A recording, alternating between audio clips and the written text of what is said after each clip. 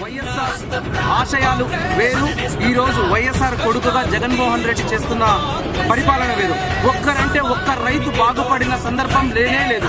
ఒక్క రైతు భరోసా, అది కూడా సెంట్రల్ గవర్నమెంట్ వస్తే వేస్తున్న తప్ప రైతులకు ఒరిగింది ఏమీ లేదు. ఈ రోజు రైతులు కానీ వైఎస్ఆర్ కాంగ్రెస్ పార్టీలో ఎవరైతే కాంగ్రెస్ నుంచి వైఎస్ఆర్ కాంగ్రెస్ లేకపోయి పోయి ఈ రోజు సతమతం అవుతూ అల్లాడిపోతూ వదలాలా ఉండాలా వైఎస్ఆర్ కాంగ్రెస్ పార్టీలో ఏం అర్థం కాక దీన స్థితిలో ఉన్నారు.